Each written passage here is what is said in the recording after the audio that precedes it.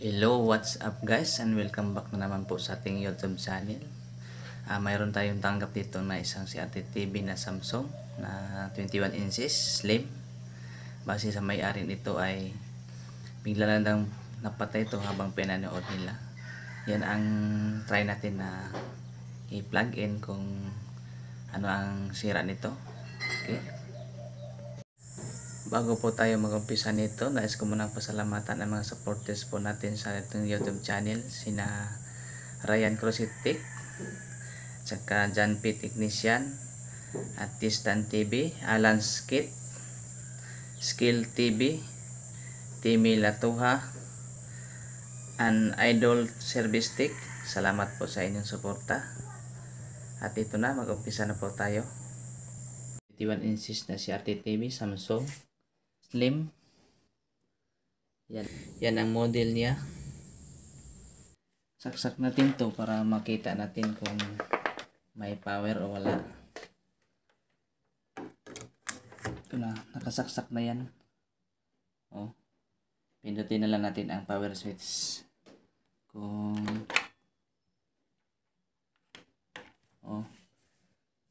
wala nga siyang power. Yun, pagsaksak natin, narinig natin ang high voltage na sa ilalim pero hindi siya nag-power. Yun ang alamin natin kung ano ang parts na nasira dito. Buksan na natin to.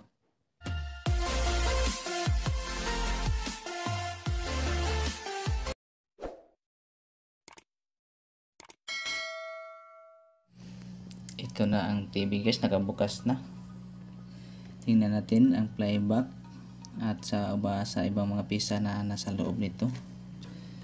So bago tayo nag-umpisa dito ay ating tanggalin muna natin itong board nito. Wala man tayo nakita na anomalya sa pisa. Sunod natin gagawin ito ay magsukatin natin ang supply, voltahe niya kung mayroon. Ito na ang board niya.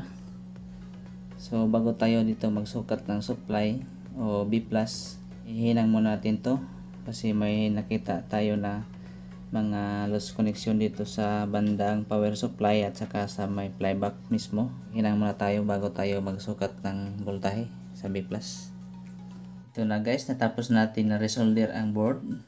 So testing na tayo nang mag voltage check tayo dito sa may B+ sa playback, pin ng playback. Ang nakalagay dito ay 120 volts DC. Sukatin natin ang voltahe kung mayroong voltahe dito. Isaksak natin. Yan, naka-plug in na yan.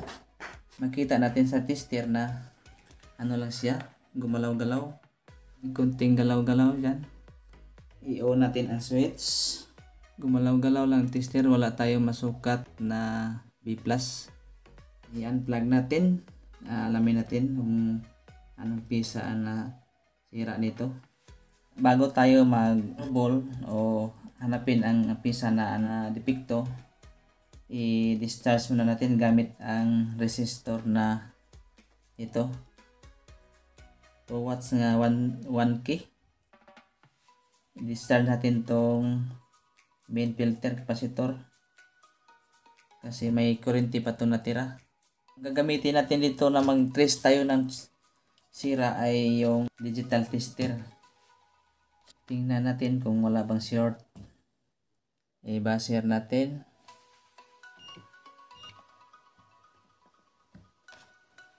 Hanapin natin dito tayo mag-una sa may primary. Sa main filter capacitor, wala naman siyang short. So sa secondary tayo, 100 UF, 160 volts. May nag-buzzer siya.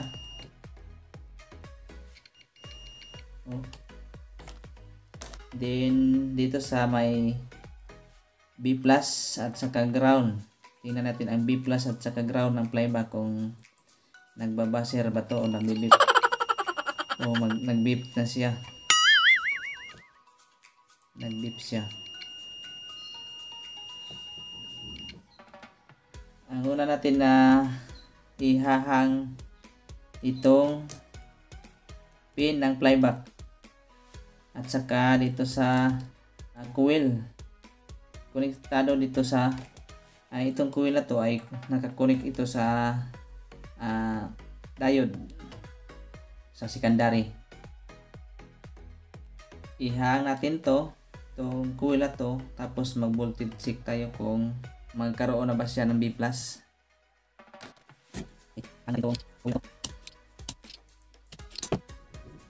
Dahil may short sa linya, try muna natin itong nakahang up na yung coil ito.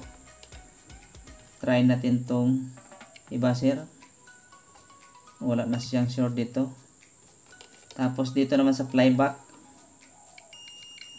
mayroon pa rin sa B+ at saka ground na nag-beep siya. Dapat hindi siya nag-beep.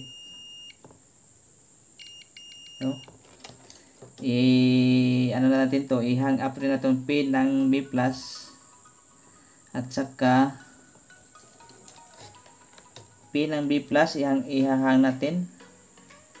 Pero bago dyan, magsukat muna tayo ng voltahe dito sa may secondary sa 1. Naka-disconnect na tong linya ng B+, papasok ng flyback para hindi natin masuplayan ito. Hinahang natin dito sa may coil. So kung may B+ siya ay hanggang dito lang sa may diode. Hindi na ito makapasok dito sa pin ng flyback. Hanggang dito lang sa may diode. I-testing natin. So magsukat tayo ng voltahe dito sa may secondary habang nakahang up tong coil na konektado papasok ng flyback. Dito natin i-pointer sa may diode kung mayroon na ba siyang supply. Yan. Ang tester ay nakaset sa DC. Saksak. Yan, nakasaksak na yan. Mayroon tayo na sukat na 142 volts. I-unplug natin. Check natin ang flyback at saka yung it's out, horizontal out transistor, kung saan dito ang may short. So balik tayo sa buzzer. Okay. Ang sunod naman nating i-hang up nito kung saan ito ang short, sa flyback ba or sa horizontal out. Kasi kung i-testing natin sa buzzer,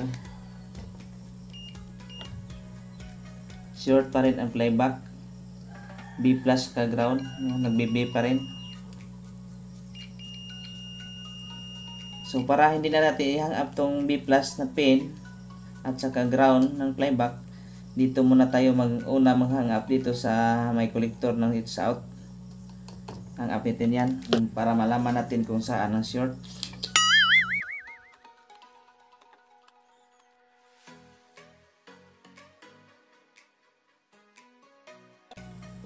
Kinain naman ng pamang.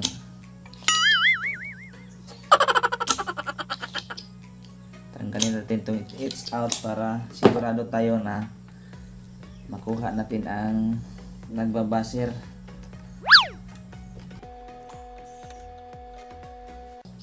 Yan, nakatanggal na ang it's out.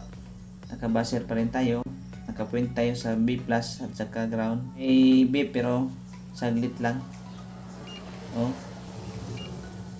Nakuha na natin ang sira. Ito lang.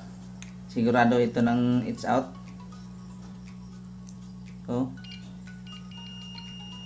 Short ang it's out.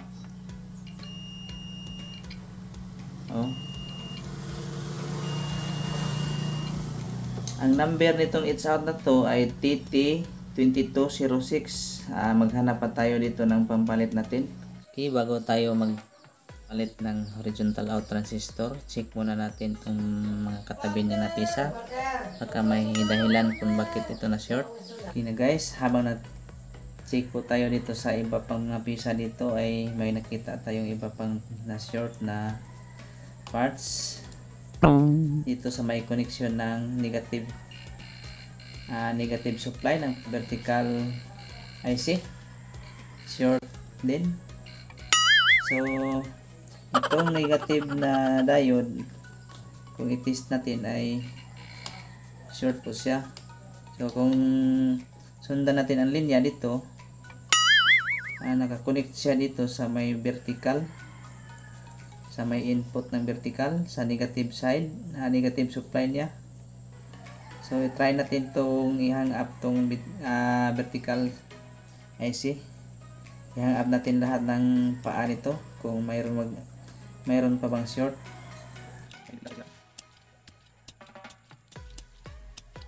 Tapos natin natanggal ang vertical IC, LE78045. Parang sunog ang paa niya. Yan, hindi masyado makita sa camera. So kanina habang nag-test po tayo ng diode dito sa may negative supply ng vertical, ay short naman kanina tinisting natin. So ngayon try natin i-testing ulit. Vertical IC talaga ang short. Ito wala na ditong short. Wala nang short na iba. Short ang vertical IC. Ito i-test natin. Nag-beep na siya.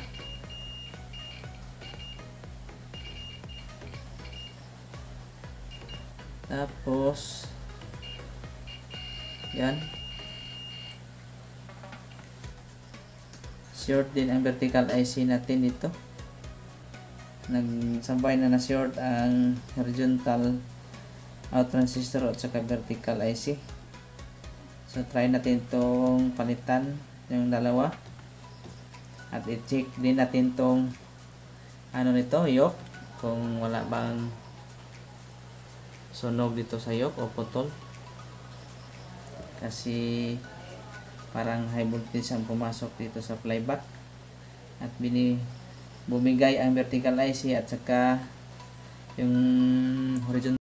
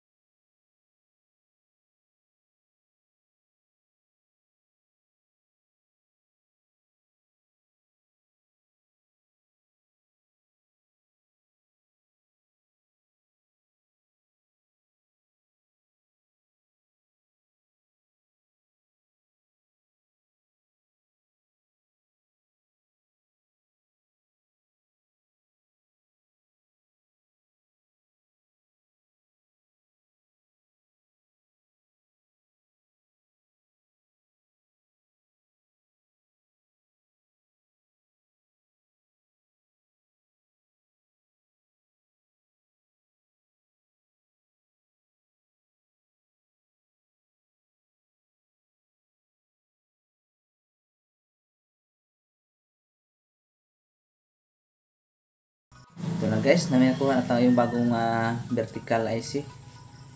Ito, ang sira ay testing natin, nakabaser pa rin tayo. Yan, nag-short na siya. Just yung ipalit natin ay ito, bago. Hindi siya nag-short. Ang short nitong sira ay yung pin number 4 at saka pin number 6.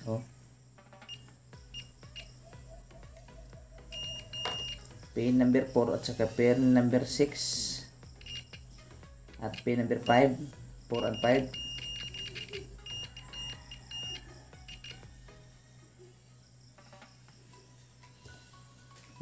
Ipalit natin, hindi na siya short. Pin number 4 at pin number 6. Yan, testing natin. Wala siyang short. Okay, ilagay natin to. And then I-test rin natin tong TT2206. Yan, hindi siya short. Kabitan natin to.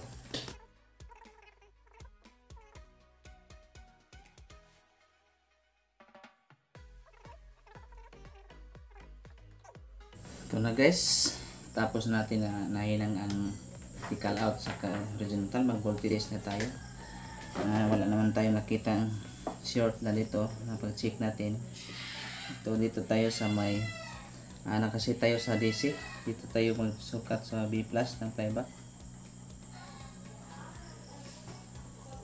Saksak natin. Yan, nakasaksak na yan. I-power switch natin.